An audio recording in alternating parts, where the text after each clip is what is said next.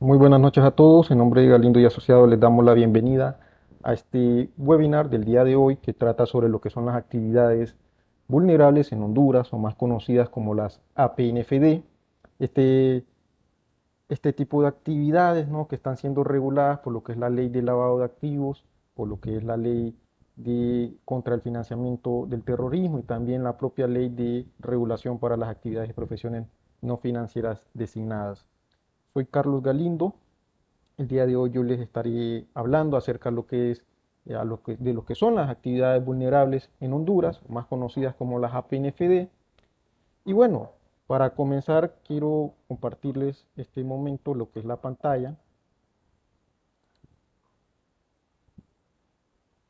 Ahorita. Y em, comentarles, ¿no? Quiero comentarles que hace poco, de hecho hace unas 2 semanas, el Instituto de Gobernanza de Basilea pues publicó lo que es el índice de Basilea 2021, ¿no?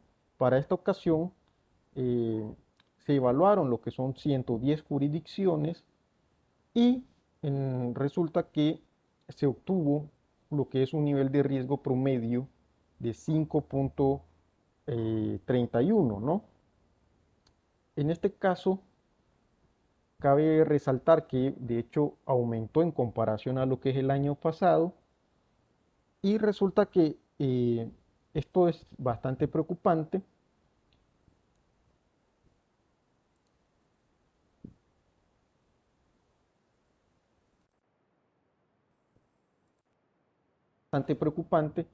porque pues em, si podemos observar que a nivel internacional pues lo que es el nivel de riesgo está aumentando, está incrementando y esto pues se deriva de diferentes factores. Aquí podemos observar lo que es el mapa de riesgo de lavado de activos y financiamiento del terrorismo y podemos ver que la mayoría, una gran parte de los países evaluados pues se encuentran en colores amarillos, naranjas, algunos rojos y otros pocos, muy pocos, de hecho en color verde oscuro y otros poquitos en color verde claro, ¿no? El índice del antilavado de Basilea, pues es una clasificación anual independiente que evalúa lo que es el riesgo de lavado de activos y también del financiamiento del terrorismo en todo el mundo, ¿no? Entonces, para este año, pues esta evaluación evaluó y tomó en cuenta cuatro tendencias que se están dando pues a nivel internacional. Estas tendencias son pues los activos virtuales, lo que es la efectividad de los sistemas antilavado, lo que es el beneficiario final y también se está evaluando lo que es las actividades y profesiones no financieras designadas, ¿no?, o más conocidas como APNFD. Un punto bastante interesante cuando se evalúa lo que son las APNFD es que se observa que este sector sigue teniendo un desempeño bastante bajo en cuanto a lo que es el cumplimiento de las normas antilavado y de las normas contra el financiamiento del terrorismo. Por otro lado, también este informe pues señala que las APNFD tienen una mayor exposición a los riesgos que se derivan, por ejemplo, de lo que es la evasión fiscal, la corrupción, el soborno, esquemas de fraudes, ¿no? Y también a lo que es el uso de la información privilegiada, así como de otros delitos. Sabemos que Latinoamérica pues, no es la excepción a todos estos problemas, a todos estos fenómenos, y vemos que lo que son las APNFD, que son pues, el tema que nos trae esta noche, pues estas están expuestas a estos riesgos, ¿no? Están expuestas al lavado de activos derivados de estos delitos. Por aquí yo ahorita les voy a mostrar lo que es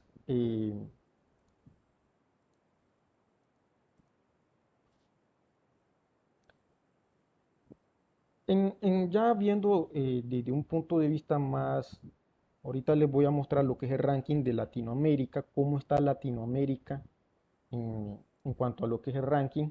Podemos observar que lo que es el país de Uruguay es el país mejor calificado de este ranking, de este índice.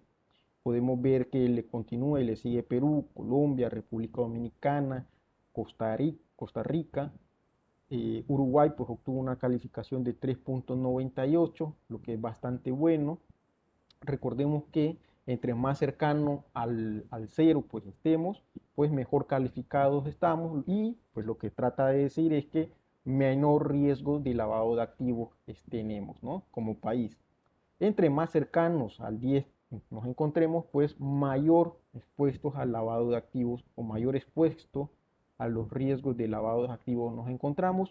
Y podemos ver que en Latinoamérica, Haití, pues es uno de los países más expuestos. Islas Caimán, Nicaragua, Bahamas y Panamá fueron los países con mayor calificación, con una calificación mucho más alta, ¿no? Más cercana al 10, y por lo tanto pues, son considerados con mayor riesgo asociado a lo que es el lavado de activos. En el caso particular de Honduras, pues Honduras obtuvo una calificación de 5,52, de hecho por encima del promedio mundial, que fue de 5,31, y pues quedamos en la posición número 68, ¿no? Prácticamente Honduras se encuentra entre los 45 países con mayor nivel de riesgo a nivel global, ¿no?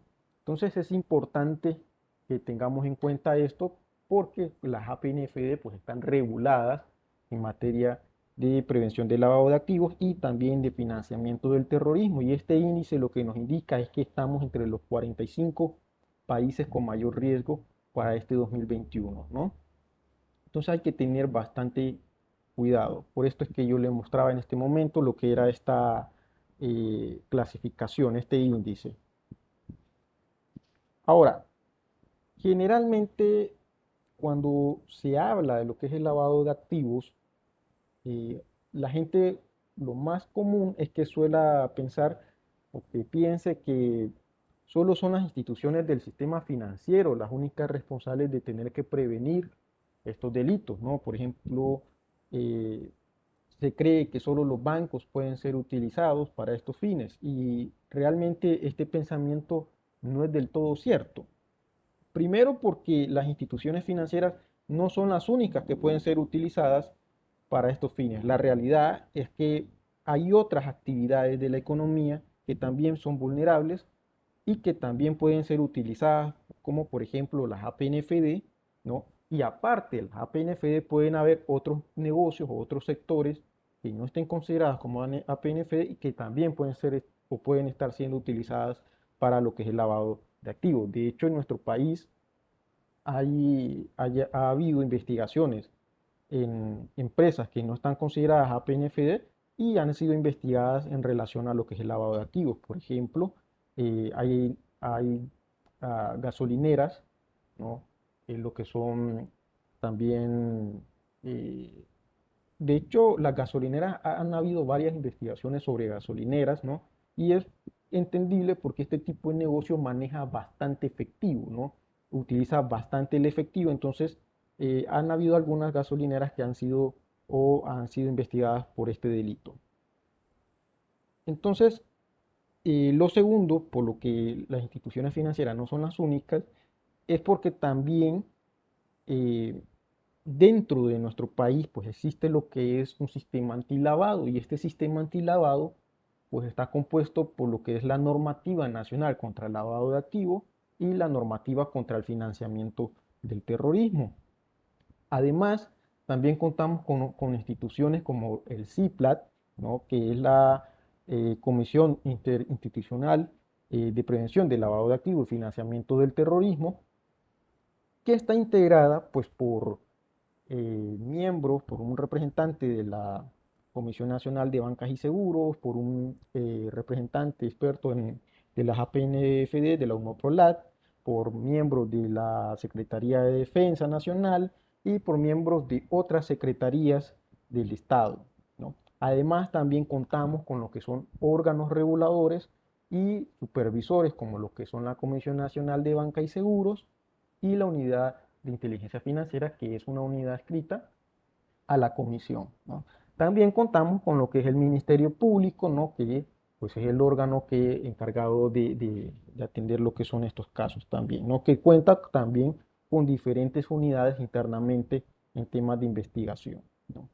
Y también tenemos a los sujetos obligados, por ejemplo, a las instituciones del sistema financiero, los bancos, las aseguradoras, a las cooperativas, a las mismas APNFD, a las ONG, que al final estas instituciones, estos sujetos obligados, pues son los reportantes, ¿no?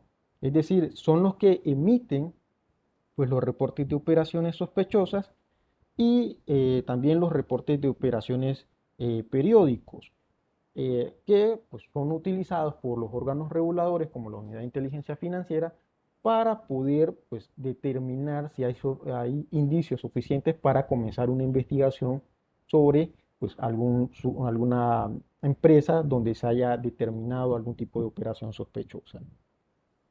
Y ahora, pues, eh, vamos a ver lo que son las APNFD realmente, ¿no?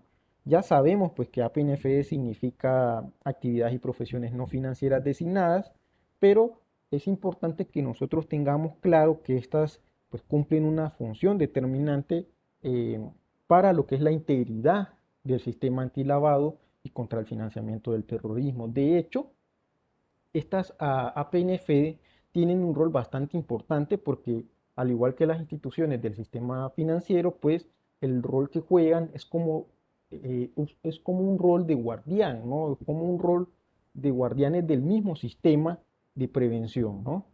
También debemos de tener en cuenta que pues, las APNFD pueden ser o se tratan, ¿no?, de profesiones y se tratan de actividades que generalmente o tradicionalmente tratan con clientes que buscan el anonimato, ¿no?, y que también suelen pagar en efectivo, ¿no? De hecho, pues el GAFI menciona, por ejemplo, a los que son los casinos, menciona a los que son los agentes inmobiliarios, menciona a los comerciantes de piedras y metales preciosos, mencionan a los notarios, a los abogados, a los contadores públicos, a los proveedores de servicios societarios y de fideicomisos. A estas 6 actividades y profesiones, pues ya el GAFI, el Grupo de Acción Financiera, las nombra como actividades y profesiones no financieras, ¿no? Ya como APNFD. Pero, eh, eso no significa, ¿no?, que sean las únicas. De hecho, cada país puede designar a otras actividades y profesiones como una APNFD, ¿de acuerdo? Y de hecho, esto lo hacen de acuerdo a las características que tienen estos sectores y que tienen este tipo de actividades, ¿no? En Latinoamérica, pues cada jurisdicción, cada país tiene su propia normativa y muchas de estas jurisdicciones pues cuentan con lo que es una ley propia para lo que es la regulación de actividades y profesiones no financieras, ¿no? En el caso particular de Honduras, pues nosotros contamos con lo que es el decreto número 131/2014, que es la ley para la regulación de las APNFD, y esta ley también tiene y cuenta con su propio reglamento. Además, hay otras leyes, ¿no?, que complementan lo que es el marco que regula a las APNFD, ¿no?, como por ejemplo la Ley Especial contra el Lavado de Activos y la Ley Especial contra el Financiamiento del Terrorismo, el reglamento de las obligaciones de las instituciones eh, supervisadas, ¿no? También es otra de las leyes que regula a este sector, ¿no?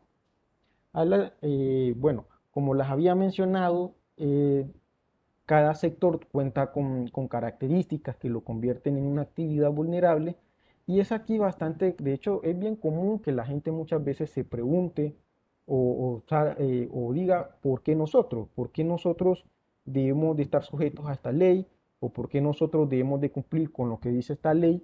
Si al final de cuentas nosotros no hacemos nada, no nos prestamos para lavar activos, ¿no? Es bastante común que surja esta pregunta, pero hay que tener en cuenta que primero no se designa una PNFD solo porque sí, se designa porque pues, hay características que la convierten en una actividad vulnerable.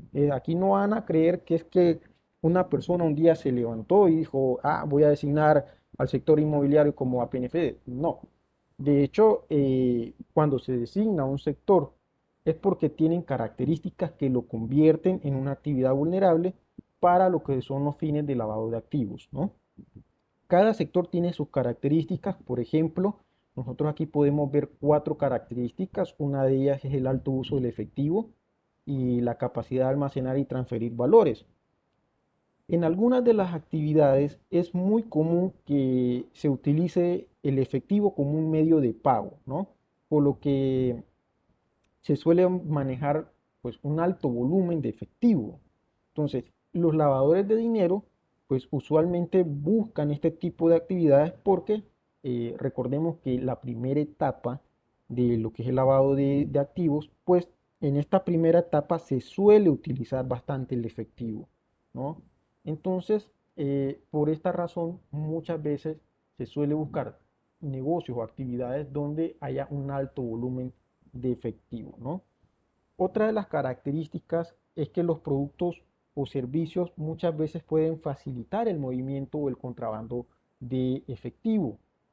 Miren, existen una gran cantidad de actividades que pueden brindar eh, productos o servicios que pueden facilitar lo que es el traslado de grandes cantidades de dinero, eso en artículos o bienes bastante pequeños, ¿no? De hecho, esta es una característica que se vincula bastante con lo que es la segunda etapa del lavado de activos, ¿no? Por ejemplo, aquí podemos ver que aquellos que se dedican, por ejemplo, a la compra y venta de metales y piedras preciosas, aquí pueden estar, es una característica propia de ellos, ¿no?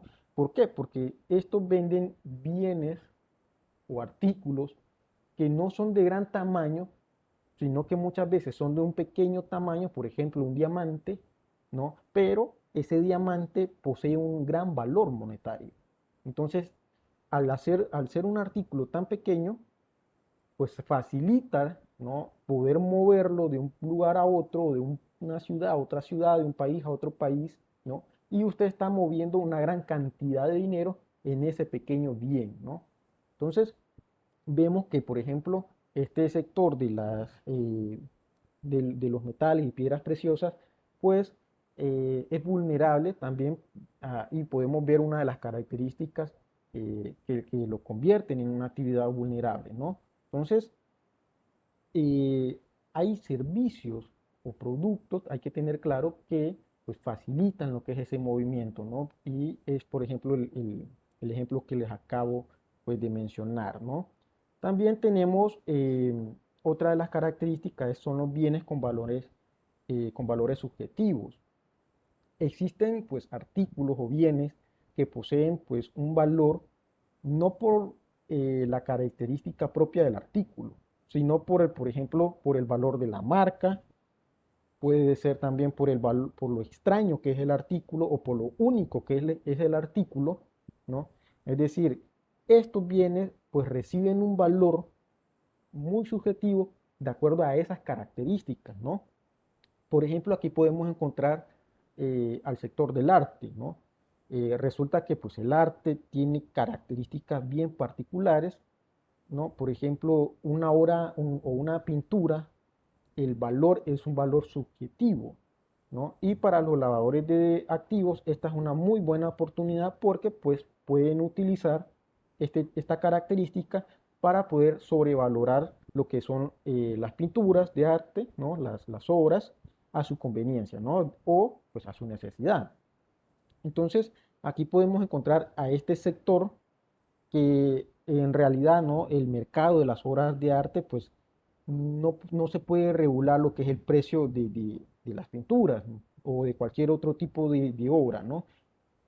No podríamos regular este tipo de precios. Entonces, estos bienes pues reciben un valor muy subjetivo que, por ejemplo, hoy podría valer, digamos, $1.000.000 una hora, dentro de un mes o 2 meses podría valer incluso mucho más, ¿no? Entonces, el valor, esa característica, pues los convierte en un mecanismo que pues, suelen utilizar mucho lo que son los lavadores de dinero. De hecho, en Estados Unidos hay sectores que piden, que solicitan, que exigen que este sector sea regulado por esto mismo, porque pues se han dado cuenta que este sector sí está siendo utilizado para esos fines allá en ese país, ¿no? Ya que pues en ese país sí existe un mercado bastante grande en cuanto a lo que es el arte, ¿no? Pero en el caso particular de Honduras, este sector sí ya está regulado, ya está denominado como una PNFD, por lo cual aquellos que se dedican a este tipo de actividades pues deben de cumplir con las obligaciones que ya establece la ley, ¿no? Otra cuarta característica que nosotros podemos mencionar es la facilidad de ocultar pues, al beneficiario final, ¿no? Hay actividades y hay profesiones que pues facilitan lo que es el ocultamiento de quién es el verdadero beneficiario final. Por ejemplo, el mismo sector del arte. Muchas veces en este sector los compradores eh, le prefieren mantener el anonimato, ¿no? Es decir, no quieren que nadie se entere de quién compró la obra, ¿no? Entonces, este tipo de actividad pues beneficia a este tipo de organizaciones criminales para poder mantener el anonimato, para que nadie sepa quién es, nadie, nadie lo pueda identificar. Entonces, aquí podemos ver de que esta es otra característica que buscan los lavadores de activos, ¿no? Para poder cometer sus delitos y que nadie pueda identificarlos, ¿no? Y por ejemplo, en este sector del arte, pues sí se da bastante esto, ¿no? No solo, y esto se puede dar en cualquier país, de hecho, ¿no? Además de las características, eh, además de las características, pues, que, que, que convierten algunos sectores en actividades vulnerables, pues también hay factores, ¿no? Hay factores que hacen que las APNFD sean igualmente vulnerables. Por ejemplo, uno de esos factores es el conocimiento, pues, limitado. Aquí en Honduras las APNFD comenzaron a ser más reguladas a partir del 2017. De hecho, es a partir de este año que se comienza lo que es el proceso de inscripción, ¿no? Y lamentablemente, pues existe bastante desconocimiento sobre lo que son los riesgos de lavado de activos y las obligaciones que tienen los sujetos obligados en relación a la prevención de lo que es estos delitos, ¿no? Además de esta falta de conocimiento, también provoca pues otra limitante, y es que hay pocos profesionales con conocimiento en esta materia, y eso pues dificulta a las APNFD poder encontrar profesionales cuando éstas desean o buscan contratar a alguien, cuando lo quieren contratar, por ejemplo, para designarlo como un oficial de cumplimiento, no encuentran a profesionales porque son bastante escasos, son muy pocos en el mercado, y estas otras las limitantes que tienen, ¿no? Esto pues también lo convierte en una actividad, pues un factor que las hace más vulnerables, ¿no? Ante esta falta, yo suelo recomendar que designen a un colaborador interno de la empresa, que lo designen como funcionario de cumplimiento, ¿no? Y que pues a este lo capaciten, ¿no? Para que este vaya adquiriendo lo que es conocimiento en el área, en el campo, y bueno, con el tiempo se va a ir desarrollando en esta materia, ¿no? Entonces, esta es otra de las opciones que tienen cuando pues no logran encontrar a alguien para designarlo como oficial de cumplimiento, pues pueden designar a una persona interna, ¿no? Es algo que yo suelo recomendar. Otro de los factores que influyen es también la mala implementación. En el caso de las APNFD, muchas veces se suele implementar lo que son las medidas de antilavado y contra el financiamiento del terrorismo de forma errónea o de forma incorrecta, ¿no? Esto suele pasar por la falta de conocimiento o muchas veces pues porque no se conoce cómo se debe realizar. Lo más recomendable aquí es que busquen pues ayuda de un asesor, de un experto, de un consultor, para que les pueda apoyar en todo lo que es este proceso, ¿no? Así que si ustedes, como son alguna PNF y necesitan un apoyo, pues no duden en contactarnos, ¿no? Pues aquí en Galindo y asociados, pues contamos con expertos en materia de prevención que están certificados internacionalmente, ¿no? Así que si necesitan colaboración o ayuda en esta materia, en cuanto a lo que es la implementación de un sistema antilavado, pues pueden contactarnos. Otro de los factores que suele afectar también a las APNFD es la falta del compromiso, considero. Muchas veces sucede que los sujetos obligados suelen hacer lo que es el registro, designan a un responsable, implementan políticas o medidas, ¿no? Pero todo esto solo lo hacen para poder cumplir con lo que es la norma. Y eh, aquí, después de que cumplen con lo que establece la norma, pues se olvidan de darle lo que es un seguimiento a todo esto que han implementado. Entonces, de nada sirve que usted cuente con políticas en papel, que las implemente, pero que al final no las va a estar aplicando.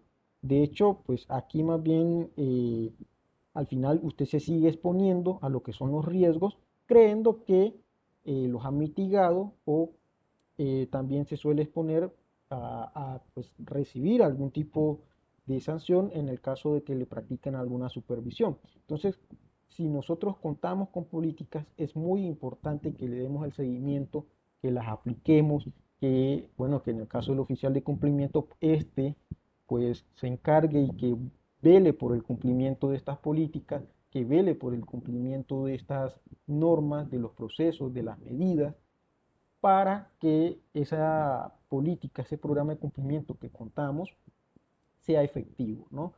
De lo contrario, pues aquí lo que ocurriría pues sería una falta de compromiso y pues estarían siendo expuestas también, ¿no?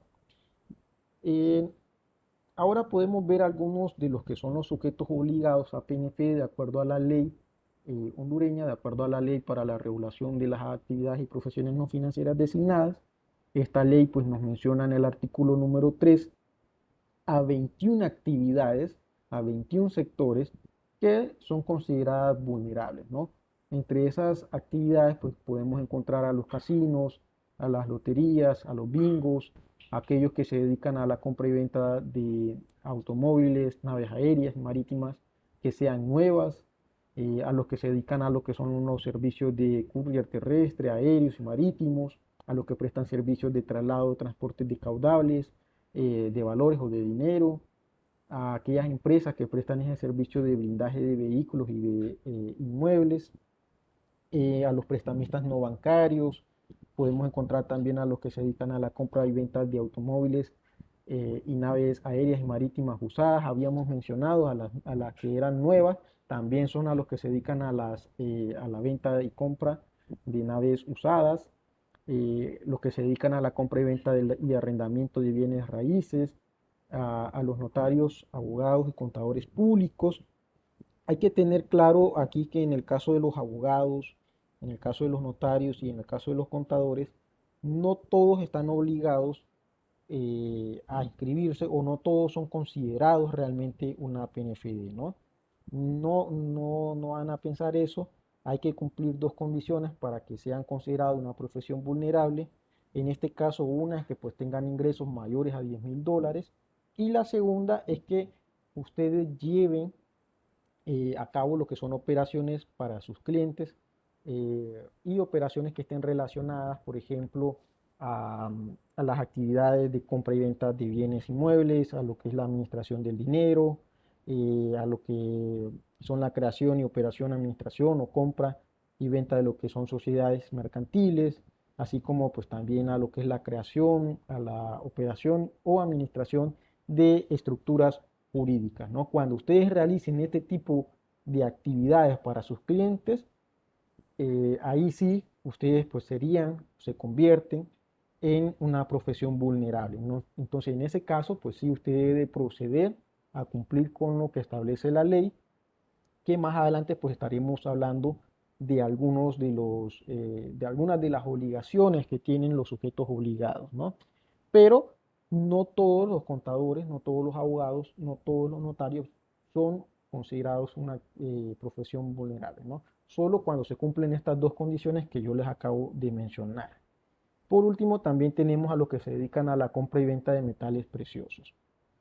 En este caso, como les había mencionado, pues de hecho era una característica de los sectores que algunos bienes puedan servir para trasladar grandes cantidades de dinero porque esos bienes pues eh, tienen un alto valor monetario, ¿no?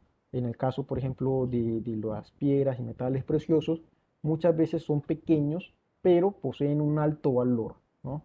Entonces, podemos ver que esta actividad también es considerada, pues, una PNFD. Aquí yo solo les estoy mencionando a 15 actividades y profesiones. La ley menciona 21.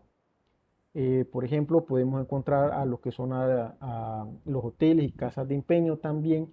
En el caso de las casas de empeño, pues son una de las actividades que ya fueron llamadas a el proceso de inscripción. En el caso de los hoteles todavía no han sido llamados al proceso de inscripción, pero también son considerados APNFD. Los clubes o asociaciones deportivas también son consideradas pues actividades vulnerables. Aquellos que se dedican a la compra y venta de obras de arte y de antigüedades también son consideradas APNFD. Ya anteriormente yo les había mencionado que eran pues una de las una característica de este tipo de este sector, que eran los precios susceptibles eh, que se podían dar, ¿no?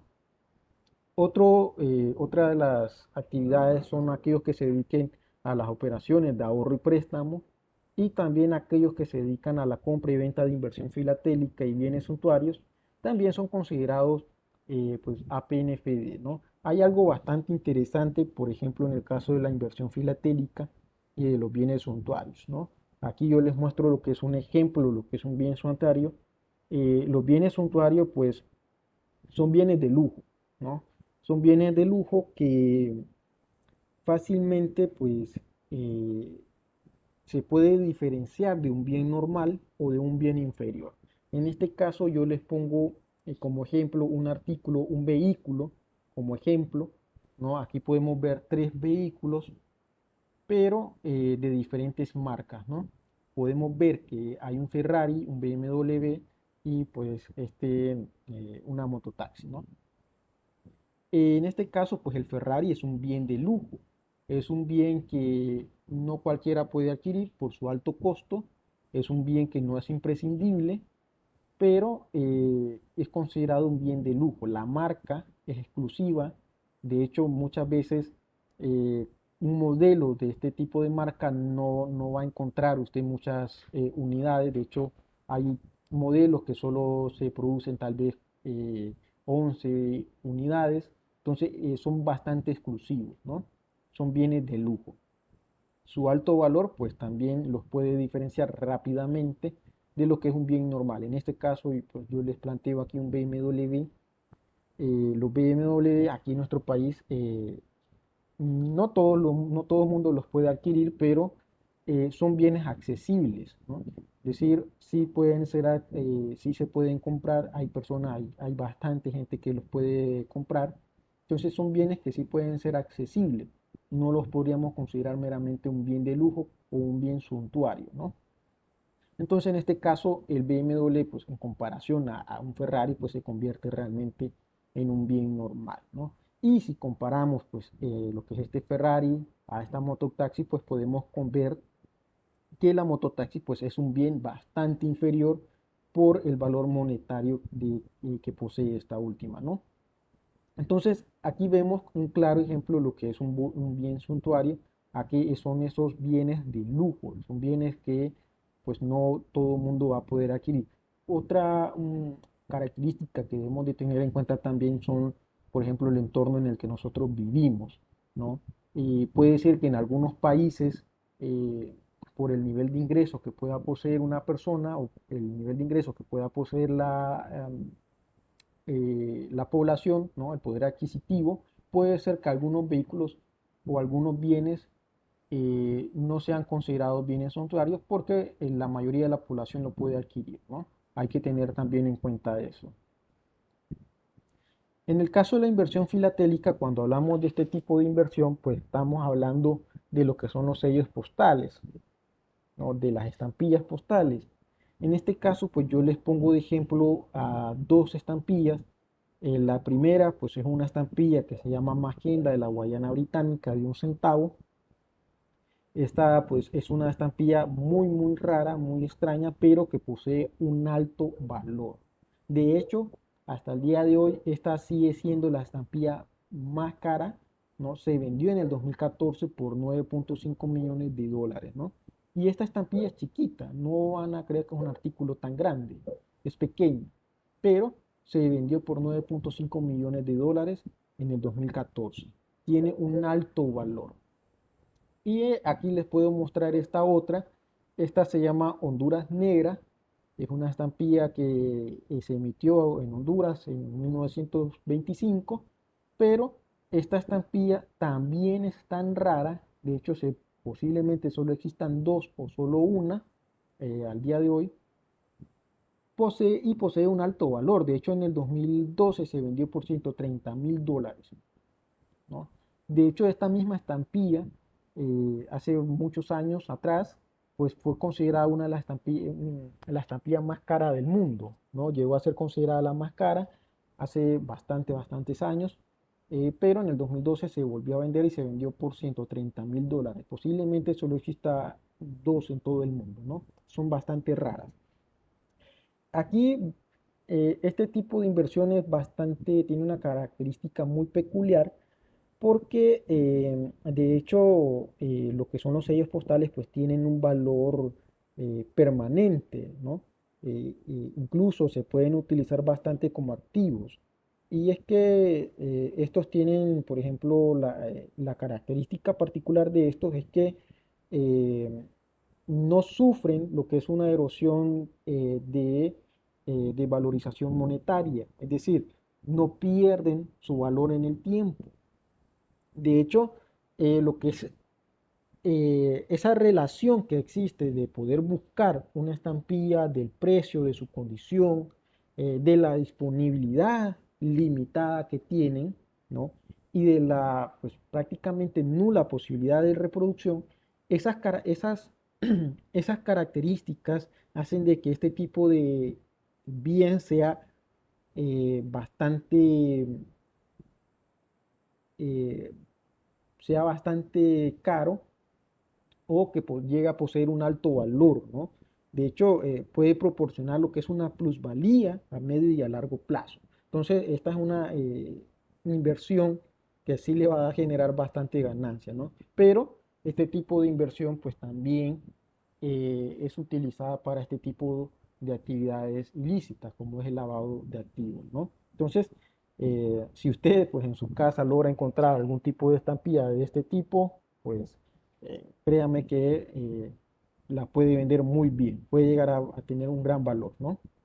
Entonces, aquí nosotros encontramos estos dos tipos de estampillas que tienen altos valores monetarios y que posiblemente si los dueños de estas dos estampillas las llegaran a poner a la venta, muy posiblemente pues sobrepasen los valores a las que ellos lo compraron. Posiblemente hasta pueda llegar a valer más de 9.5 millones y en este caso la Honduras Negra, si la llegaran a poner a la venta, podría superar esos $130.000, ¿no? Porque estos son bienes que pues con el tiempo van adquiriendo mucho más valor. Ahora sí podemos ver lo que son algunas de las obligaciones que tienen las APNFD. De hecho tienen muchísimas obligaciones. Yo aquí solo voy a mencionar algunas cuantas para que puedan tener una idea de las principales obligaciones que tienen, ¿no? Una de esas obligaciones, por ejemplo, es la inscripción al registro de la UMOPROLAT. Tanto las personas naturales como las personas jurídicas, ¿no? De acuerdo a la ley que nosotros tenemos en nuestro país, pues están en la obligación de tener que realizar lo que es su registro en el registro de la UMOPROLAT. Este registro se va a estar actualizando todos los años, ¿no? Cuando una APNFD realice este proceso de registro, pues esta va a recibir una constancia, que es la constancia de registro APNFD. Esta constancia es bastante importante porque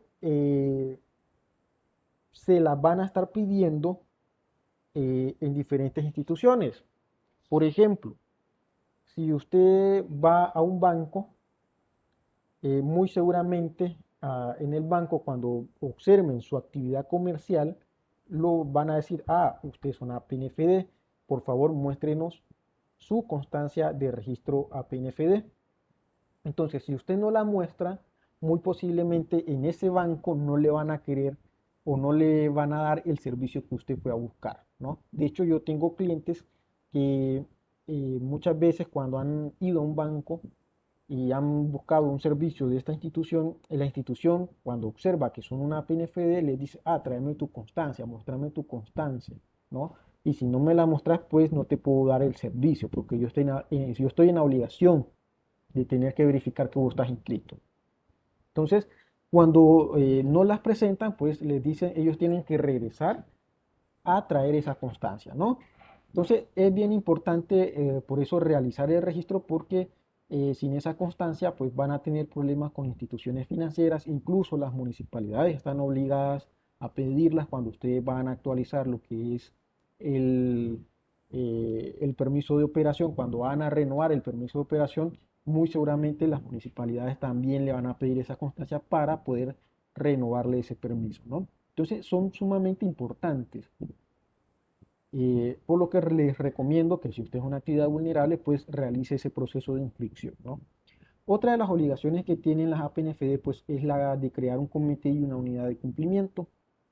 El directorio de cada organización, pues debe designar a un debe designar o crear lo que es un comité de cumplimiento y este comité es de suma importancia porque de hecho ayuda a lo que es implementar todo lo que son las medidas para poder prevenir y poder detectar lo que son operaciones de lavado de activos y financiamiento del terrorismo, ¿no? Tienen varias funciones que son sumamente importantes y pues también lo que es el comité y la unidad pues son de gran apoyo a lo que es el oficial de cumplimiento, ¿no?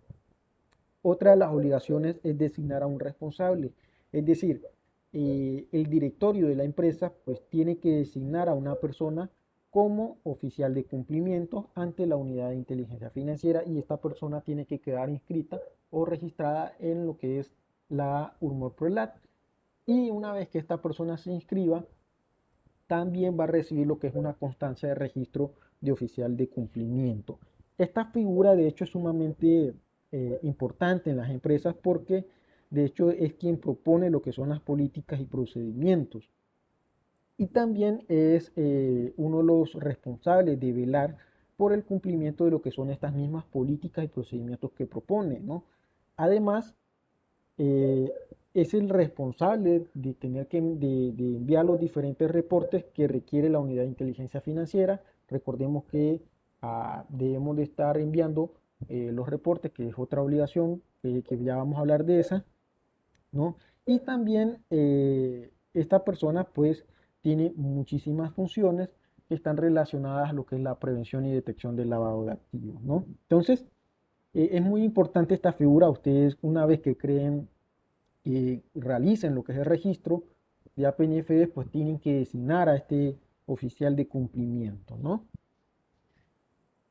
Otra de las obligaciones que tienen es elaborar políticas antilavado y contra el financiamiento del terrorismo. De hecho, todo sujeto obligado tiene esta obligación de tener que elaborar lo que es un programa de cumplimiento y este programa de cumplimiento debe contener lo que son las políticas, debe contener los procedimientos, las medidas, con la finalidad de poder prevenir, de poder identificar, de poder mitigar el lavado de activos y el financiamiento del terrorismo, ¿no?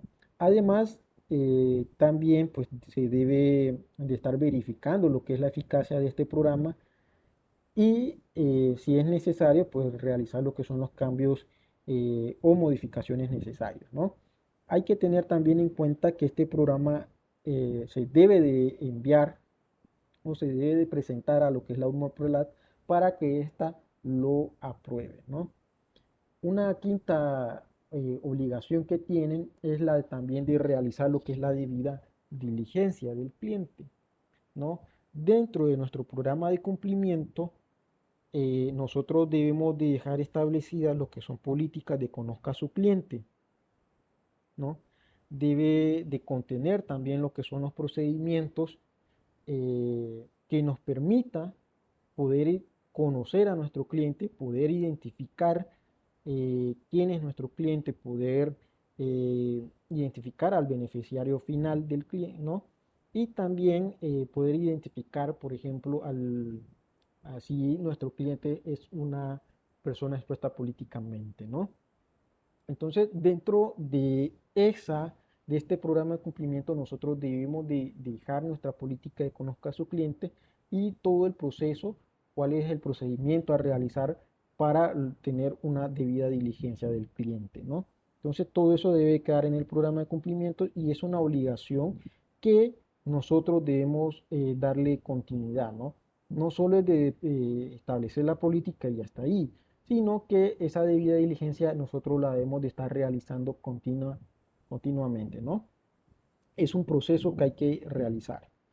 Otra de las obligaciones que tienen los sujetos obligados, pues es identificar a lo que es el beneficiario final, ¿no? Cuando nosotros estamos realizando ese proceso de debida diligencia, pues es ahí donde nosotros debemos de identificar al beneficiario final. No lo vamos a identificar al final, sino es al principio de la relación, cuando nosotros entablamos esa relación con el cliente, con el proveedor, con el colaborador o con cualquier otro tercero con el que va a tener algún tipo de relación la organización, ¿no? Entonces, al principio de la relación que nosotros debemos de identificar quién es el beneficiario final, ¿no? Y esto lo debemos de hacer tanto con personas naturales como personas jurídicas. Y en aquellas instituciones, organizaciones jurídicas, puede ser que en algunos casos las estructuras de estas puedan ser complejas, pero aún así nosotros debemos de tratar de poder identificar quién es el beneficiario final, ¿no? Una séptima obligación que tienen los sujetos obligados, pues es la de analizar sus riesgos en relación a lo que es el lavado de activos y el financiamiento del terrorismo, ¿no? Es bastante importante que nosotros estemos evaluando lo que son los factores de riesgo a los que está expuesta la empresa o la organización. Estos factores pues, pueden ser, por ejemplo, el cliente, los proveedores, los canales de distribución, los productos o servicios que nosotros ofrecemos. De hecho, por ejemplo, los clientes son una fuente de riesgo para nosotros, como yo les había mencionado al principio. De hecho, eh, una característica es que de las APNFD es eso, ¿no? Que tradicionalmente pues suelen tratar con clientes que buscan el anonimato y que utilizan bastante el efectivo, ¿no? Entonces es por eso que los clientes son un factor de riesgo para las empresas, para las organizaciones, y es por eso que nosotros debemos de estar analizando este factor, ¿no? Otra de las obligaciones que tienen las APNFD es la de presentar los reportes a la Unidad de Inteligencia Financiera. Recientemente, a partir de mayo, de hecho, las APNFD aquí en Honduras deben de remitir dentro de los primeros 10 días de cada mes lo que son los reportes, como ser el reporte de transacciones en efectivo, como ser el reporte de transacciones financieras, el reporte de transacciones múltiples, además también de lo que es el reporte de operaciones sospechosas. Cuando nosotros no detectemos operaciones sospechosas durante un trimestre, pues nosotros vamos a emitir también lo que es un reporte de no detección de operaciones sospechosas, ¿no? Entonces, estos son reportes que se deben de estar enviando a la Unidad de Inteligencia Financiera. Es una obligación que tienen las APNFD y la deben de estar cumpliendo, ¿no? Otra de las obligaciones que tienen es la de atender lo que son las solicitudes. Miren, los órganos reguladores y supervisores en cualquier momento, ¿no? En cualquier momento pueden requerir información de algún cliente de nosotros, ¿no? O pueden realizar alguna evaluación a nosotros. Entonces, es una obligación del sujeto obligado, pues, atender lo que son las solicitudes de requerimientos de información ante de la unidad de inteligencia financiera y atenderla dentro del plazo de tiempo que se le está dando, ¿no? Dentro del plazo de tiempo establecido. Y también, pues, es una obligación permitir a los órganos reguladores que estos puedan llegar a realizar visitas, llegar a evaluarnos. Es una obligación nuestra permitir que ellos lo puedan hacer, ¿no? Eh, ¿Quién es el responsable aquí? ¿Quién va a atender estas solicitudes? Pues las va a atender el responsable, es decir, el oficial de cumplimiento, ¿no? A esa persona que nosotros designamos. Recordemos que era una obligación también del sujeto obligado designar a un oficial de cumplimiento. Y es este el que va a atender esas solicitudes, es ese el que va a atender pues las visitas, las supervisiones, es esa misma persona la que va a elaborar y enviar los reportes, es esa misma persona la que va a analizar los factores de riesgos. Entonces vemos que esta figura es sumamente importante en lo que son los sujetos obligados, ¿no? Bueno, esto ha sido todo de mi parte el día de hoy. Si tienen alguna consulta, pues la pueden realizar con mucho gusto. Yo la voy a atender. Antes, pues también quiero comentarles que si más adelante ustedes tienen consultas o que tienen alguna duda o necesitan pues, alguna asesoría o algún apoyo, pues y me quieren contactar, pues me pueden encontrar a través de lo que es mi perfil en LinkedIn. Me pueden encontrar como Carlos Alberto Galindo, así está mi perfil en LinkedIn, o me pueden escribir al correo electrónico carlos@galindoyasociados.com y yo con mucho gusto pues los atenderé, ¿no? También pues nos pueden encontrar como Galindo y Asociados, ¿no? A través de nuestros teléfonos celulares. Nos pueden escribir también a la dirección de correo electrónico, que es info@galindoyasociados.com, o también nos pueden encontrar en nuestro sitio web, que es galindoyasociados.com, ¿no? Y también nos pueden buscar en nuestras diferentes redes sociales, como ser LinkedIn, Facebook, Instagram, y también en nuestro canal de YouTube, ¿no? De hecho, pues ahí va a quedar también lo que es la grabación de